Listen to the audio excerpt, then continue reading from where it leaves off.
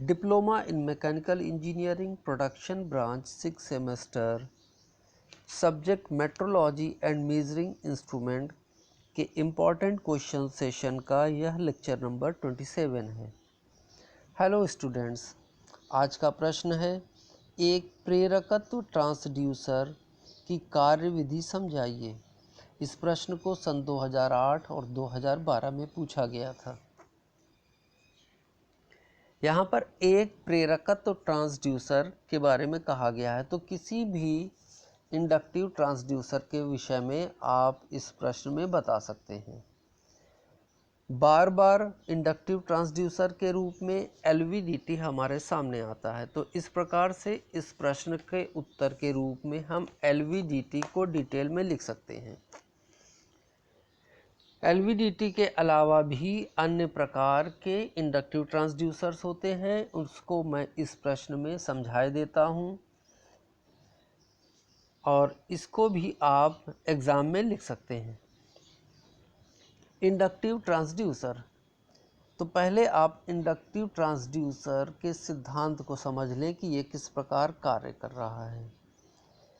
जहाँ भी इंडक्टेंस की बात आती है वहाँ पर हमारे दिमाग में एक कॉइल का चित्र आ जाता है जिस पर वोल्टेज अप्लाई किया जा रहा है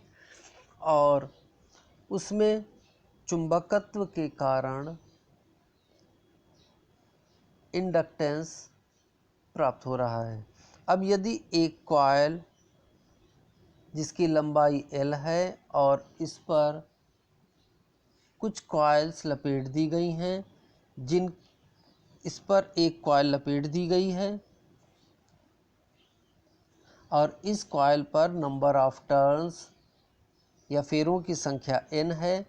और इस कॉइल का क्रॉस सेक्शनल एरिया A है। अब यदि निर्वात की विद्युत चुंबकशीलता μ0 हो और यह निर्वात में रखी हो तो कुंडली का प्रेरकत्व inductance L is equal to μ0 n square A/L से प्राप्त होता है। अब यदि इस कॉइल के अंदर एक लोहे की छड़ डाल दी जाए या लोहे की माइल्ड स्टील की कोर डाल दी जाए तो प्रेरकत्व μr गुना बढ़ जाता है, जहाँ पर μr लोहे की चुंबकशीलता है। तब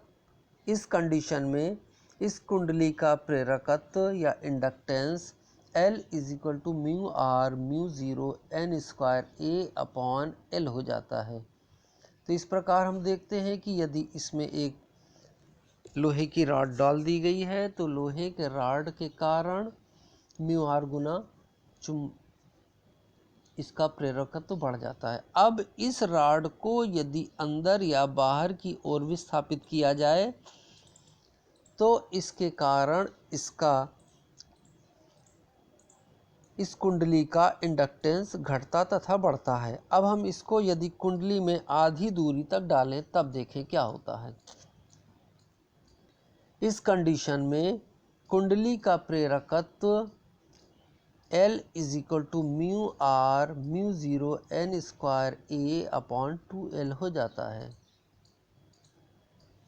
और कुंडली का प्रतिघात या प्रेरण प्रतिघात XL is equal to 2πfL प्राप्त होता है, जहाँ पर F इस पर अप्लाई की गई AC की फ्रीक्वेंसी है। कुंडली की प्रतिबाधा या impedance Z is equal to √XL square plus R square होता है, जहाँ पर R कॉइल का रेजिस्टेंस है। तो इस प्रकार किसी कॉइल में इस कोर को विस्थापित करके हम इस कोर के विस्थापन का मान ज्ञात कर सकते हैं, जो हमें इस कुंडली के प्रेरकत्व के रूप में प्राप्त होगा। अब यदि दो कुंडलियां प्रयोग की जा रही हैं तब उनके मध्य म्यूचुअल इंडक्टेंस होगा और यह mutual inductance M is equal to K √L1 into L2 होगा, जहाँ पर L1 एक कुंडली का प्रेरकत्व है तथा L2 दूसरी कुंडली का प्रेरकत्व है। इस प्रकार से इस गुण का प्रयोग करके हम ट्रांसड्यूसर्स बना सकते हैं। तो अब आइए हम इंडक्टेंस के द्वारा मेज़रमेंट को देखते हैं, किस प्रकार से हम मेज़रमेंट करते हैं विभिन्न ट्रांसड्यूसर्स में।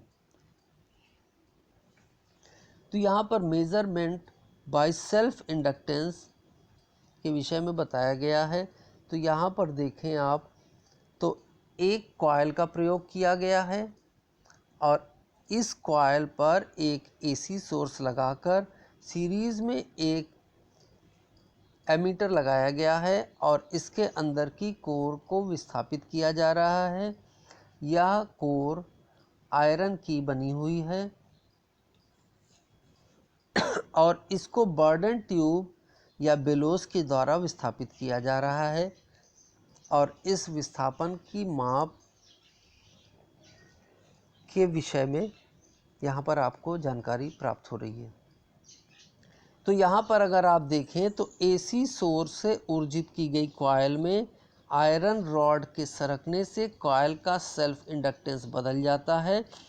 और जिसके कारण इसमें करंट का मान बदल जाता है और इस बदले हुए करंट के मान को इस अमीटर की कैलिब्रेटेड स्केल पर पढ़ने से हमें इसके विस्थापन का मान ज्ञात हो जाता है। दूसरी स्थिति में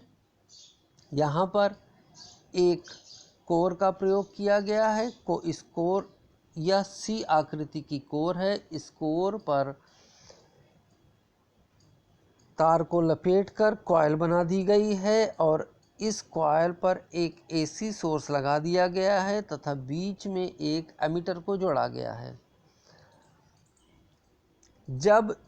यहाँ पर एक एमएस कोर का प्रयोग किया जा रहा है जो कि इस सी कोर के बाहर की ओर है, तो जब यह कोर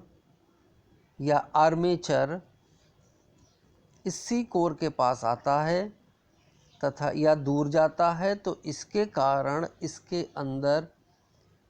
इंडक्टेंस का मान परिवर्तित हो जाता है और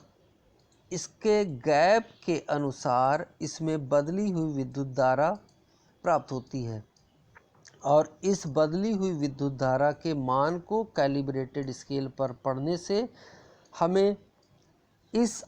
माइल्ड स्टील आर्मेचर के विस्थापन का मान ज्ञात हो जाता है। मेज़रमेंट बाय म्यूचुअल इंडक्टेंस, यहाँ पर म्यूचुअल इंडक्टेंस द्वारा मेज़रमेंट को दिखाया गया है। तो एक विधि में एक सी कोर का प्रयोग किया गया है। सी कोर की एक भुजा पर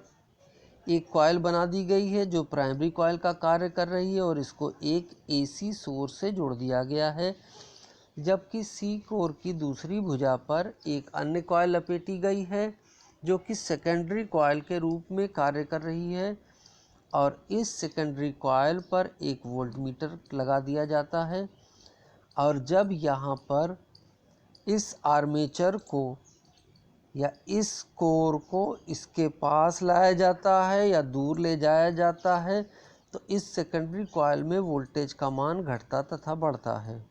और इस वोल्टेज के घटे तथा बड़े मान को हम वोल्टमीटर की कैलिब्रेटेड स्केल पर पढ़ लेते हैं, जिससे हमें इस कोर के विस्थापन का मान ज्ञात हो जाता है और इस कोर से जुड़े हुए अन्य युक्तियाँ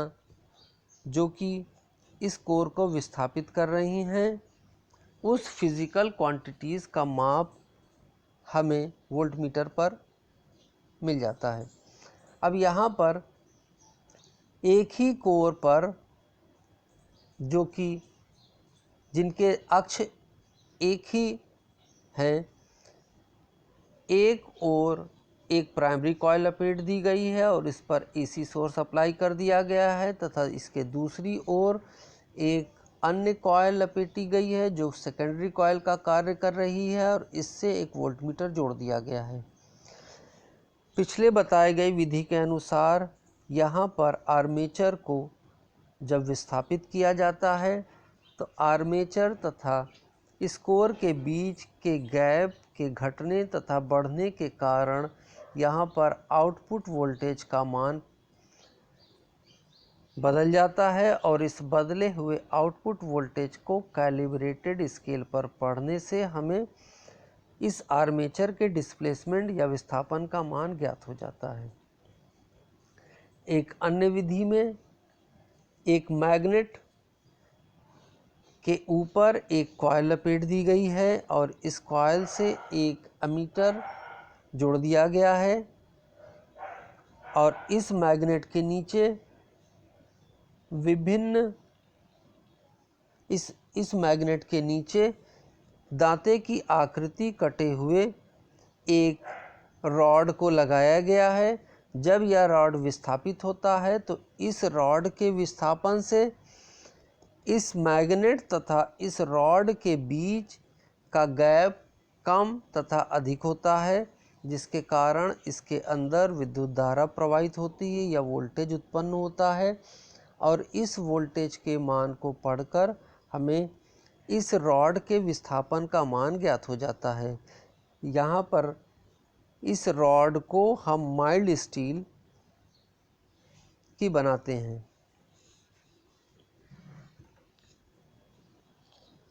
एक अन्य विधि में एक सी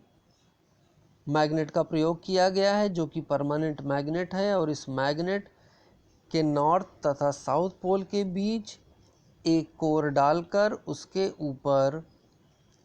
कॉइल लपेट दी गई है और इस कॉइल से एक वोल्टमीटर या एमीटर को जोड़ दिया गया है। जब यह कॉइल अंदर तथा बाहर की ओर विस्थापित होती है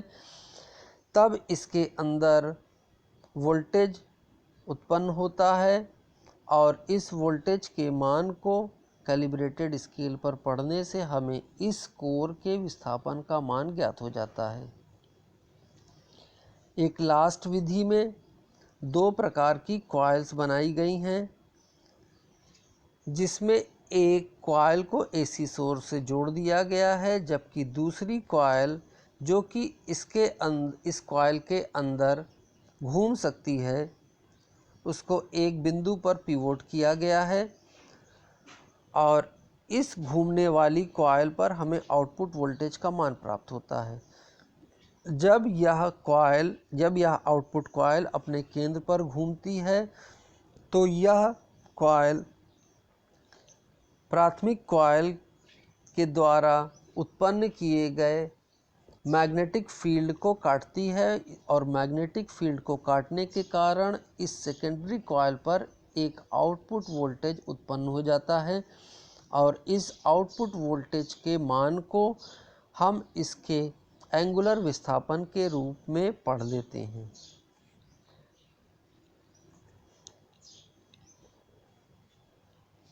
इंडक्टिव ट्रांसड्यूसर के रूप में आपको एलवीडीटी के विषय में पहले बताया जा चुका है, तो इस प्रश्न में आप एलवीडीटी के विषय में भी लिख सकते हैं या एलवीडीटी के रूप में उत्तर दे सकते हैं। यह भी एक प्रेरकत्व ट्रांसड्यूसर है जो कि म्यूचुअल इंडक्टेंस के प्रिंसिपल पर कार्य करता है। इसके विषय में पिछले लेक्चर में डिटेल से बताया गया है।